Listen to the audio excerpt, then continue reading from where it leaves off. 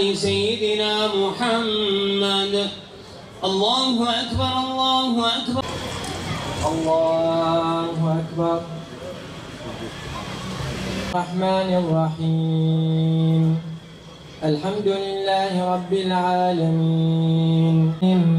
صراط الذين أنعمت عليهم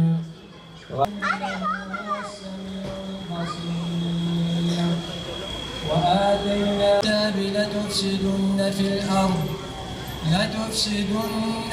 عليكم عبادا لنا أولي بأس شديد. الله أكبر. الرحمن الرحيم.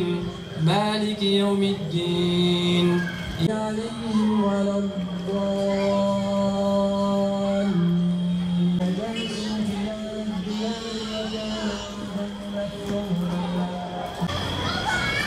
سمع الله لمن حمده.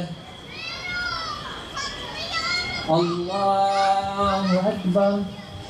فإنك تقضي ولا يقضى عليك وإنه لا يذل من واليت. اللهم إنا نستغفرك ونستهديك نصلي ونسجد وإليك نسعى ونحفد نرجو رحمتك يا أرحم الراحمين. اللهم انصرهم نصرا عزيزا مؤزرا. اللهم ارفع عنا وعنهم البلاء والوباء والغلاء. أو أنزلته في كتابك أو علمته أحدا. اللهم اشف المرضى وجرح المسلمين واطلق سراحهم. السلام عليكم ورحمة الله. الصلاة الله الرحمن الرحيم. إنا فتحنا لك فتحا مبينا والمشركين والمشركات الظانين وساءت مصيرا ولله جنود. Ey yerin ve göğün sahibi, her şeyi yoktan var eden Rabbimiz, Ya Rabbi, aciz ve günahkar kulların olarak senin huzuruna çıktık. Ya Rabbi, ellerimizi açıp sana yalvarıp sana yakarıyoruz. Ey ilahi, bu günahkar kalbimizle, bu günahkar bedenimizle, bu günahkar halimizle senin huzuruna çıktık ya Rabbi. Her ne kadar günahlarımız çok olsa bile gafur ve rahim olan sensin. Affedici olan sensin. Ya Rabbi, sen günahlarımızı bağışla. Hikmetini Kur'an ve sünnet etrafında birleştir. Amin. Ey ilahi, kalplerimizi birleştir. Ey ilahi, kalplerimizi Kur'an ve sünnet etrafında birleştir. Ey ilahi, aramıza fitne, fesat tohumu ekmek isteyenlere fırsat verme ya Rabbi. Dünyanın değişik bölgelerinde zulüm altında inleyen mümin kardeşlerimize yardım et ya Rabbi. Ya Rabbi, onlara yardım etmeyi bizlere de nasip eyle ya Rabbi. Ya Rabbi, onların dertlerine deva, Ya Rabbi, onların yaralılarına şifa ver ya Rabbi. Fitnenin başı olan İsrail ve Amerika'yı da kahru perişan eyle ilahi.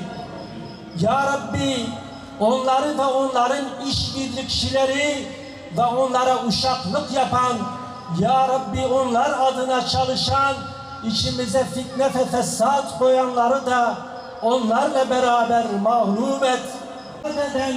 Mücahit kardeşlerimize, yeryüzünün en izzetli yiğitlere sen yardım et ya Rabbi.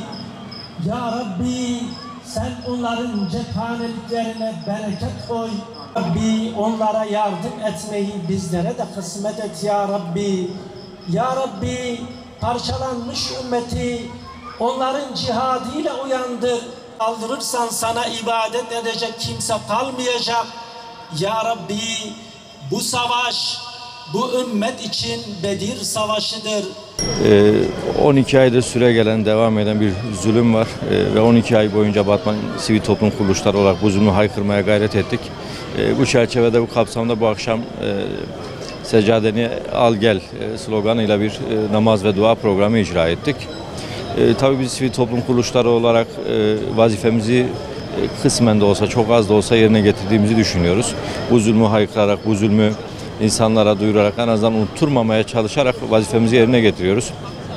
Ama bizim yaptığımızdan daha önemli olan hükümetin ve İslam devletlerinin harekete geçmesi. En başta da kendi hükümetimizin, Sayın Cumhurbaşkanımızın ve icra kurulundakilerin Gazze'ye hiçbir şey ulaştıramamalarının, yani daha doğrusu şöyle, İsrail'in bütün tedarik zincirlerinin tamamı sağlanırken, bütün petrol akışı Türkiye üzerinden giderken, ticaret hiçbir şekilde sekteye uğramazken, demir çelik olsun, gıda olsun, ilaç olsun, kimyevi maddeler olsun tamamı Türkiye'den giderken Gazze'ye bir bardak su bile sokamamak bence çok büyük bir zuldür. Biz Müslümanlar olarak bizi yaralıyor. Müslüman topluluk olarak bizleri yaralıyor. Hükümetimizden de Müslüman olduklarını iddia ettikleri için bu beklentilerimiz var. 3 maymun değil 2 maymunu oynamasınlar. Sadece konuşmayla, sadece kınamakla bu iş çözülmez. Onlardan beklentimiz bir an önce bu zulmü durdurmak için somut adım atmaları ve İslam beldelerine, İslam topluluklarına öncülük yapmaları. Kimse topyekün bir mücadele beklemiyor ama en azından zulme ortak olmamak adına, zalimlere destek olmamak adına ve bizim de ve tüm mazlumların, tüm Müslümanların gönlünü ferahlatmak adına bile olsa ticaretin, diplomatik ilişkilerin ve petrol akışının bir an önce kesilmesini istiyoruz. Türkiye hareketli bir ülke. Gündem sürekli değişiyor.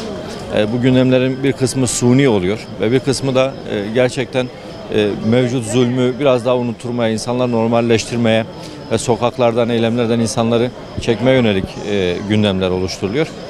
İnsanlardan ricamız, Müslümanlardan ricamız bu suni gündemlere kapılmamaları ve bizim Müslümanların asıl gündeminin Gazze olduğunu unutmamaları ve bu gündem içerisinde bu sorumluluk da yüklüyor bize. Bu cihada maddi ve kalbi olarak destekten vazgeçmemelerini bekliyoruz.